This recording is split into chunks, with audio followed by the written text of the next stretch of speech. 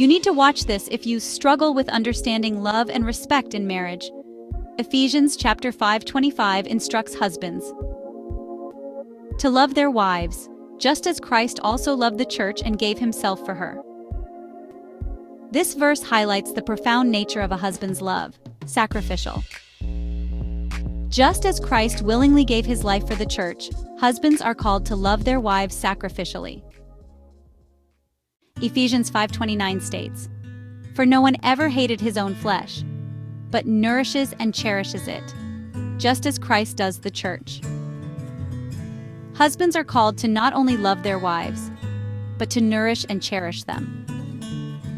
This means treating them with tenderness, kindness, and understanding. Nurturing your wife involves speaking words of affirmation and appreciation. Chapter 6. Honoring Leadership, Following with Grace.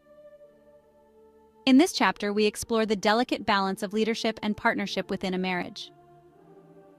A marriage is a union where both partners play vital roles, and understanding these roles can lead to a more harmonious relationship.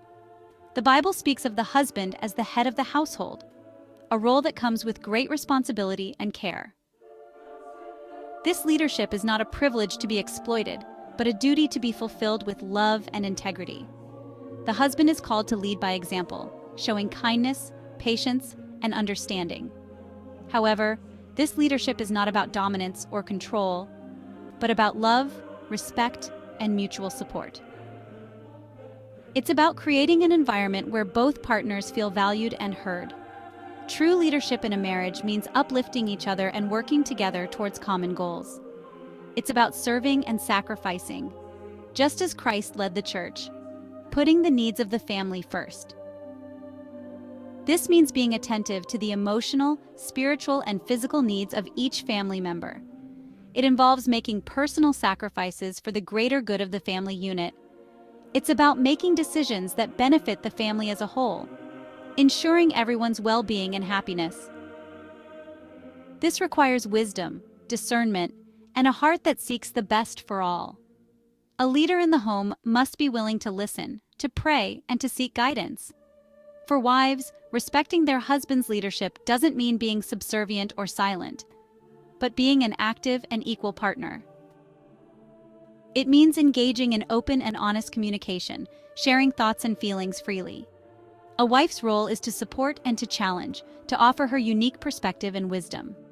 It's about trusting his judgment, supporting his decisions, and offering her wisdom and insights with grace and humility, creating a harmonious and loving home. Together, they build a foundation of trust and respect, where both voices are heard and valued. This partnership, grounded in mutual love and respect, is the cornerstone of a strong and enduring marriage. Chapter 8. Christ and the Church, a model for marriage.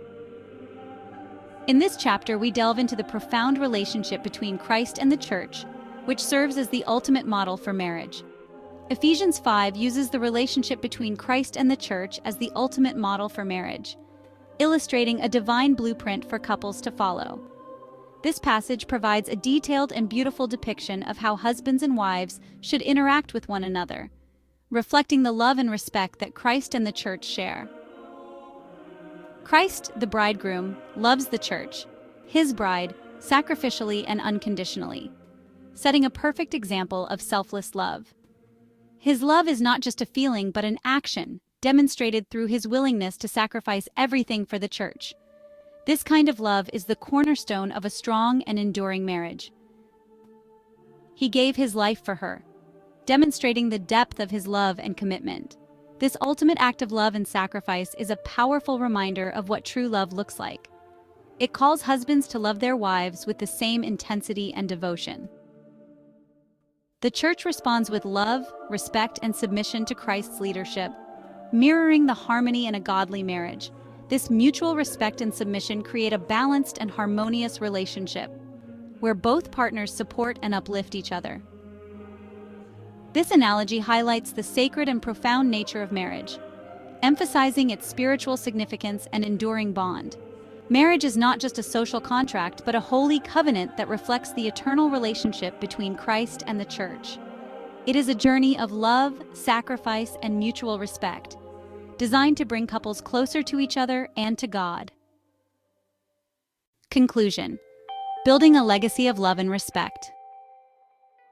In this final chapter, we reflect on the journey of building a marriage that stands the test of time. Building a godly marriage takes effort, intentionality, and a willingness to put the other's needs first. It's about daily choices and small acts of kindness that show your partner they are valued and cherished. It requires embracing the biblical principles of love and respect. These principles are the foundation upon which a strong and enduring relationship is built. When both spouses strive to live out these principles daily, they create a legacy of love that will impact generations to come.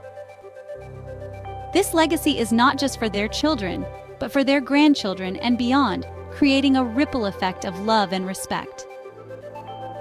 Remember, the principles of love and respect are not just ideals, but practical steps you can take every day. Apply them in your own life, and witness the transformation in your marriage. Let's build a world where love and respect are the cornerstones of every relationship. Please like, subscribe, and hit the notification button for more. Join us on this journey of building stronger, more loving relationships.